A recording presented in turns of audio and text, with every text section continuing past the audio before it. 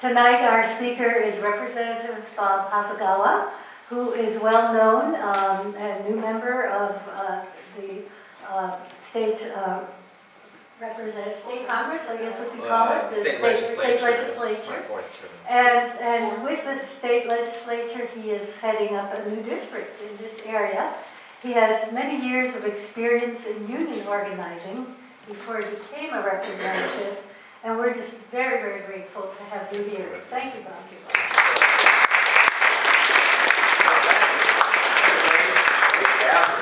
Who would have thought in Squim there were so many political activists out there? Okay. Oh. I kind of feel like I was so Billy Goose. Well, this is supposed to be sunny for a year. Well, Billy Squim is a metaphor. Okay. So, what I'd like to do is first talk about this project that I've been working on for a few years to create a state bank of Washington. But I want to warn you that at the very end, I've made a promise to myself, and I've had the House Democratic Caucus working on this project to talk about the budget issue and how we can fix the revenue problem in the long term. So I'm just going to reserve 3 minutes at the end of my presentation to talk about that, if you don't mind. So, why do we want to create a state bank of Washington? You know, some people think government's too big already, you know, our government's already got control of too much money.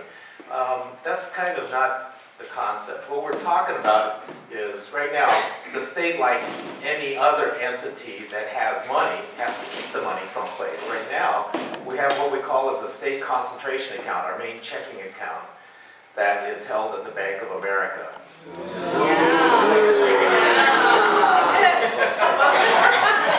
So, need I say more, right? Yeah, a lot of you kids intuitively get it now. So, why should we let the Bank of America make money off of your tax dollars? Why don't we create our own bank? We make money off of our tax dollars, and then we still control that money so we can leverage it back into our own communities to do the things that all communities need done to create infrastructure, to create jobs, and provide for social services, human services, whatever.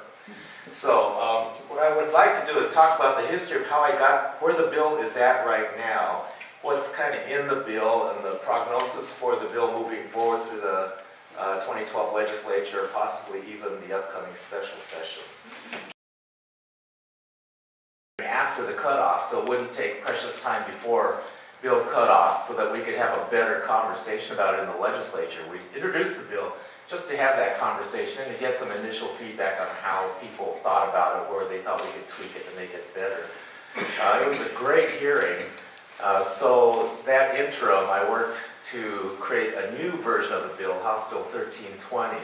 And we also had a Senate companion bill, which I was able to get my seatmate, Senator Margarita Prentice, to try and sponsor in the Senate.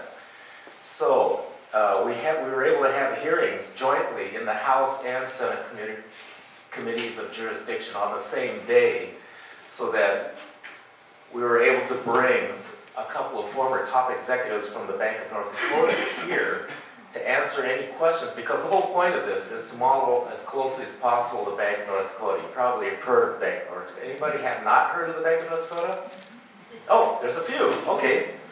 That's worth talking about then, because it is quite a history lesson.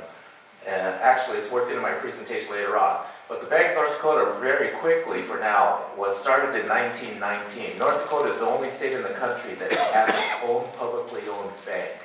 Started back in 1919, has grown steadily. Now it's in its 93rd year, I believe it is now. Can't do the math that quickly. Yeah, 93 years. And to this point has returned over $500 million in profits back to the state of North Dakota in the form of dividends back to the state. So since it is such a tried and true model, tried and tested model, but there's another thing about North Dakota. North Dakota is obviously a very red state, right?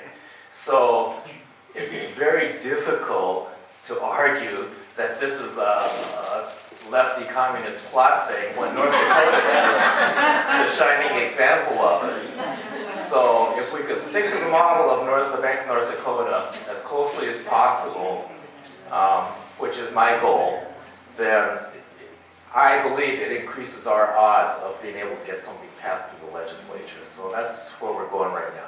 So we had the hearings in the House and the Senate committees. We invited a couple of former top executives from the Bank of North Dakota to come here and answer any questions that legislators might have had.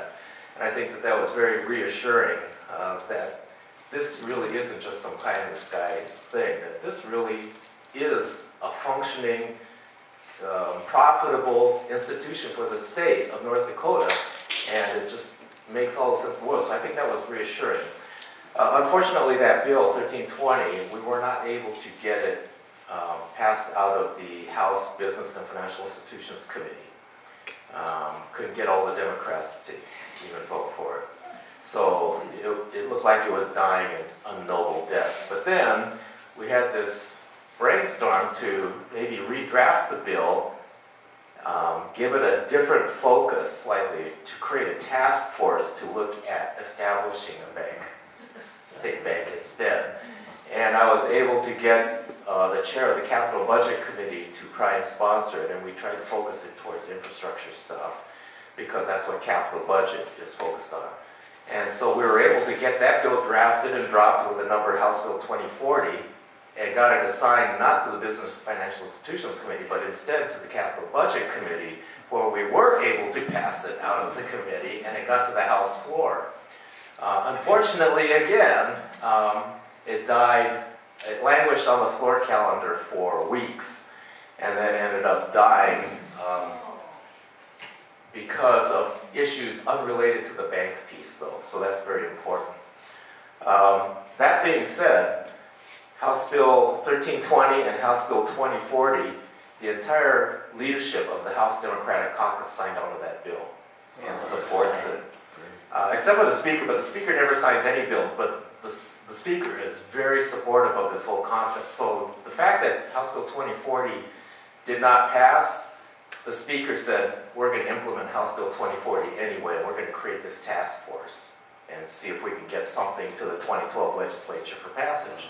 So that's what I've been working on during the interim, is I've been chairing the task force, which was titled the Infrastructure Financing Task Force. And the title of the task force really has nothing to do with what we're doing, frankly, because we're looking at creating a state bank. But nonetheless, it's a I'm very impressed with the committee. It's like a blue ribbon committee, really. My criteria was that you had to be a financial institutions expert, but you had to be open to the concept of a state bank. So, yes. I'm pretty naive, but who wouldn't want a state bank? You'd be surprised. The banks? I'll get into that in a little bit. Okay, so that's where we're at right now. I'm chairing this task force. We've been working fast and furiously to try, oh my goodness. Okay. To get a bill drafted, and if we can possibly get it dropped meaning filed, not dropped like thrown out.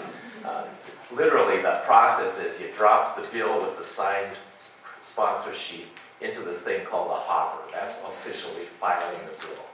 And you gotta hand walk it and put it into this hopper. That's called dropping the bill. Anyway, so hopefully we will have something ready for the special session. But I don't want to push the task force to the extent that I may lose consensus support for whatever it is we're trying to pass. We need to make sure that everybody's issues are being addressed and that we're considering everybody's concerns when we draft the bill. And if expediting that drafting jeopardizes that consensus, then I'm not willing to do that. We'll just wait till the 2012 legislature instead. But hopefully we can get something for the special session. So, why? Well, it's pretty obvious. We're trying to keep taxpayers' money here in the state working for our state. But there's so many things that you can do with your own bank. I mean, Bank of America didn't get to where it is just off of our goodwill, right? It can create jobs and build infrastructure. So that was one of the primary focuses. There is some question about the constitutionality of the lending of credit. The Washington State Constitution specifically prohibits the lending of the state's credit except for public purposes or to support the poor and infirm.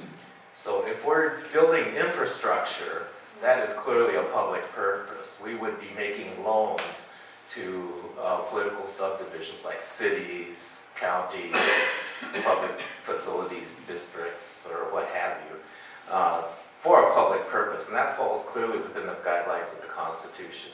If we were to get into other areas, as in access to capital to create and preserve private sector jobs, that gets into a gray area. All the staff attorneys say it is unconstitutional, but realistically, the fact is it has not been tested by the U.S. Supreme Court because we haven't had a state bank and we haven't had this problem.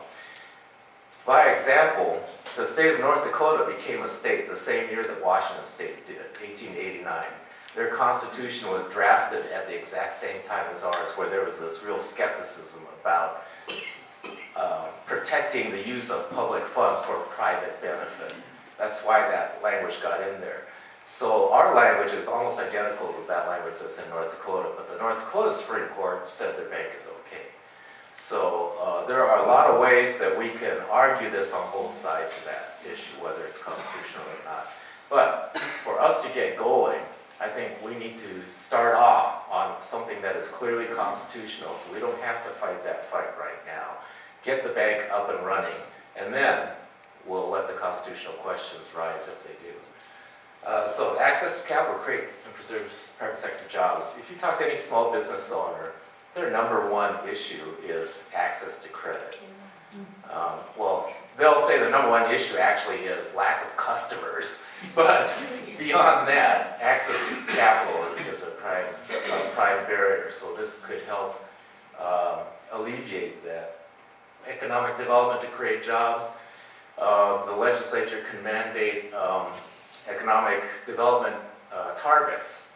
For instance, if we want to target health sciences or aerospace, and say we want to incentivize development in research and development or manufacturing in aerospace, we can target lending into those areas to support developing those industries. There are even green construction, windmill construction, solar panel construction, whatever. Well, I shouldn't even go there. I guess they'll bow down in trouble with that one.